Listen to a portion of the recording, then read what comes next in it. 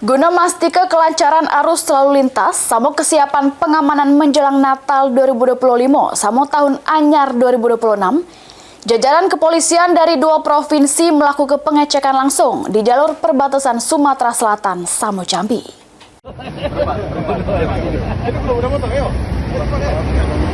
Kapolres Musi Banyuasin AKBP Godparlas Rosinaga bersama Kapolres Muaro Jambi AKBP Heri Supriawan melakukan pengecekan jalur lintas timur atau Jalintim di wilayah perbatasan Kabupaten Musi Banyuasin sama Kabupaten Muaro Jambi.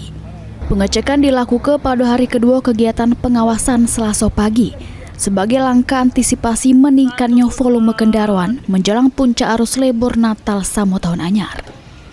Jero kesempatan tersebut, kedua Kapolres juga langsung ngejo arahan kesiapsiagaan ke personil sama memastikan kelengkapan sarana dan prasarana pendukung pengamanan operasi lilin. Dengan pengecekan bersama, diharapkan pengamanan Natal sama tahun anyar di wilayah perbatasan Sumsel sama Jambi bisa berjalan optimal, sehingga warga bisa merayakan momen akhir tahun dengan aman, tertib, sama lancar. Para dunia pemudik, kegiatan ini merupakan wujud koordinasi antara Polres Musi Banyuasin dengan Polres Muaro Jambi, karena ini saling terhubung jika kami lakukan koordinasi memastikan para pemudik bisa berjalan dengan aman dan lancar. Kami menghimbau kepada masyarakat khususnya para pemudik silakan berhati-hati di jalan. Bila kelelahan, silakan istirahat.